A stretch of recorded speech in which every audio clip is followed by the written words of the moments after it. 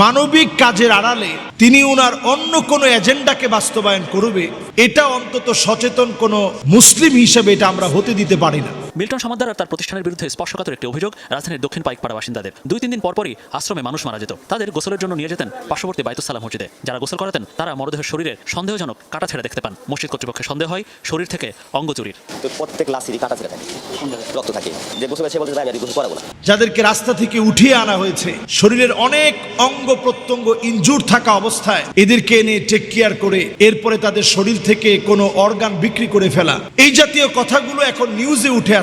সত্যতার জন্য পাশের একটি মসজিদ, সেখানে গোসল দেওয়ার জন্য নিয়ে যাওয়া হতো। তারা প্রায় প্রতিটি লাশের মধ্যে লাশে কোনো না কোনো কাটা দাগ দেখতে পেয়েছে।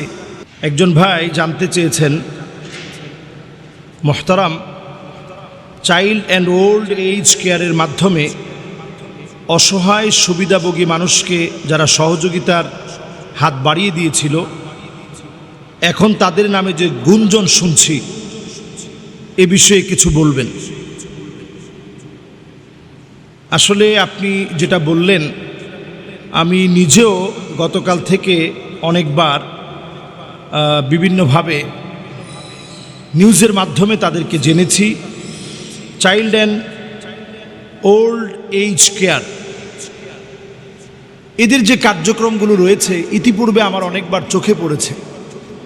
বিশেষ করে এমন অনেক দুস্থ অসহায় বৃদ্ধ মা বাবাকে দেখেছি যাদের হাত পচে গেছে, পা পচে গেছে। এই জাতীয় মানুষকে মিল্টন সমাদ্দার নামে একজন ভাই, তিনি তাদেরকে টেক কেয়ার করছেন। সত্যিকার অর্থে এটি একটি মানবিক কাজ। এই মানবিক কাজ যখন কেউ করবে তাকে সমর্থন করা উচিত,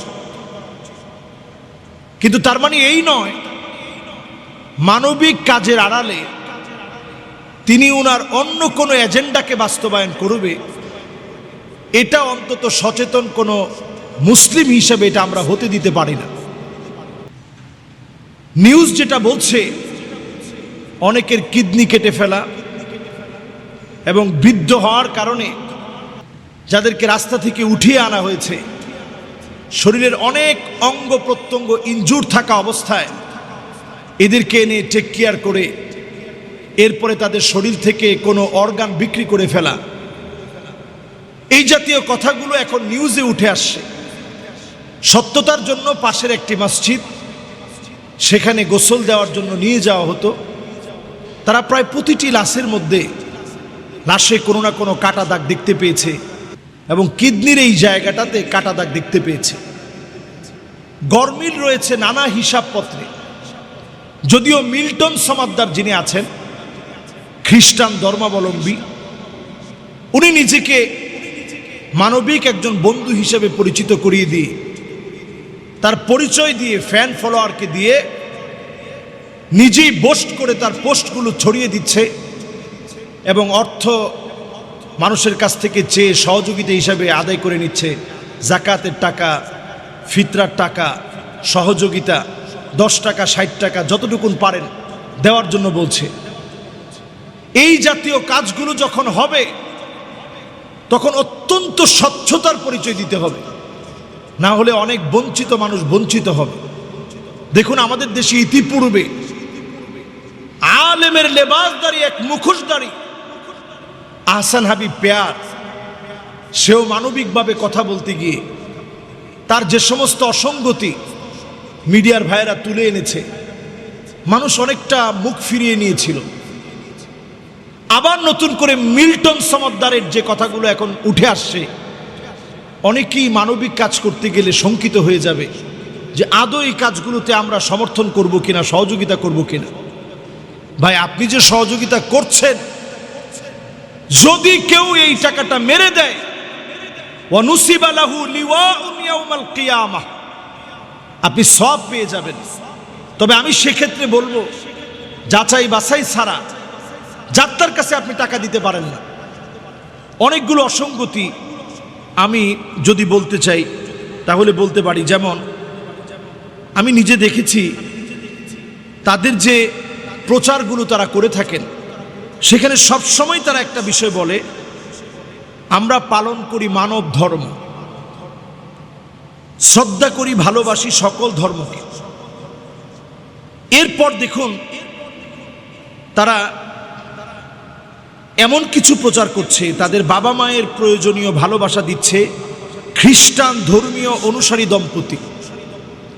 তাহলে খ্রিস্টানদের কাছ থেকে মিল্টন সমদ্দার এবং তার স্ত্রী এদের কাছ থেকে ভালোবাসা পাচ্ছে। এরপরে লিখেছে পরিচর্যার জন্য প্রয়োজনীয় খরচ আসছে মুসলিম ভাই বোনদের কাছ থেকে।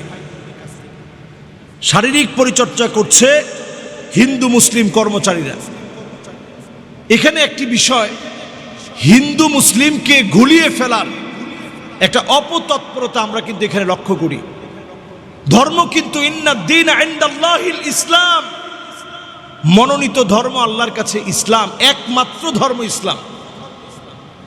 অন্যান্যগুলো গোত্র বিশেষ বিভিন্ন সময়ের এক একটা গোত্রকে কেন্দ্র করে তাদের মন গড়া বিভিন্ন কিছু প্রবেশ করিয়ে দিয়ে বলতে গেলে ধ্বংসপ্রায়, তাদের মধ্যে সত্যতার ছিটে ফোটা অনেকের ভিতরে একেবারেই নেই। তো ইসলাম ধর্মের পাশাপাশি নতুন আরেকটা ধর্মকে দাঁড় করানোর চেষ্টা, মানবিক ধর্ম, এটা একটা হুলুলি বিশ্বাস। মানবিক ধর্ম দাঁড় করানো এটা একটা কুফরি বিশ্বাস। মুসলমান মানবিক সবচেয়ে হবে, কিন্তু মানবিক ধর্ম মুসলিম তার ধর্মকে বাদ দিয়ে বানাতে পারে না। এরপরে তার ব্যাপারে যেটা বলবো, এখনো পর্যন্ত অনুসন্ধানের যে অংশটুকুন বাকি আছে, গতকালকেও দেখেছি সে টকশোতে অনেক কিছু দাবি করেছে। আমি জোর দাবি জানাবো, মানুষের কোটি কোটি টাকা, যাকাতের টাকা ইবাদত মনে করে মানুষ দিয়েছে, সহযোগিতার হাত বাড়িয়ে দিয়েছে। ইন্না মিন আবাররিল বির আইয়ুদখিলাস সুরুর ফি কলবি আহাদিকুম, যদি কারো মনে একটু হাসি ফোটানো যায় সওয়াবের কাজ হিসাবে গণ্য হবে, সবচেয়ে সওয়াবের কাজ হিসাবে গণ্য হবে। এই মহান ইবাদতে কোনো ব্যক্তির কারণে নষ্ট হবে এটা যেন না হয়।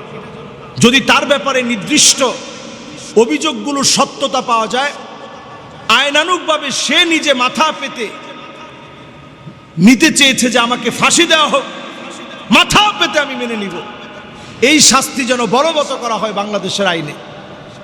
তার ব্যাপারে যেন আইনানুগ সিদ্ধান্ত নেওয়া হয়। যদি কোনো ব্যক্তির ক্ষতি সে সত্যিকারই করে থাকে, যদি কোনো ব্যক্তির ক্ষতি সে সত্যিকারই করে থাকে, আইনানুগ সিদ্ধান্ত যেন নেওয়া হয়। আর তার যে কার্যক্রম মানুষের টাকায় এতদিন পরিচালিত হয়েছে, এগুলোকে আরও যেন সরকারি দায়িত্বে সম্প্রসারিত করা হয়, এবং মানুষের টাকা দিয়ে যদি প্রমাণ হয় যে টাকা দিয়ে সে তার নিজের প্রপার্টি গড়েছে, তাহলে সেগুলো যেন অবশ্যই জনকল্যাণে নিবেদিত করা হয়। এবং খেয়াল রাখতে হবে এই জাতীয় কাজে স্বচ্ছতা যেন পরিষ্কারভাবে আসে। অনেক অস্বচ্ছতা, কালকে তার একটা লাইভেও আমি দেখেছি, অনেক কথার ভিতরে অনেক ত্রুটি, নিজেকে খুব বেশি হাইলাইটস করা, এই জাতীয় অনেক কর্মকাণ্ড তাদের রয়েছে। সূক্ষ্ম থেকে সূক্ষ্ম পুঙ্খানুরূপে বিচার বিবেচনা করা উচিত, এর মধ্য দিয়ে তদন্ত করে এগুলো বের করা উচিত। মানবিক কাজে আরও বেশি মানবিক হতে হবে, সেই সাথে জবাবদিহিতার ভয় যাদের মধ্যে আছে তাদেরকে দিয়েই মানবিক কাজে আমাদের খুব বেশি আগ্রহী হওয়া উচিত। আল্লাহ আমাদেরকে বোঝার তৌফিক দান করুক। আসসালামু আলাইকুম ওয়া রাহমাতুল্লাহি ওয়া বারাকাতুহু।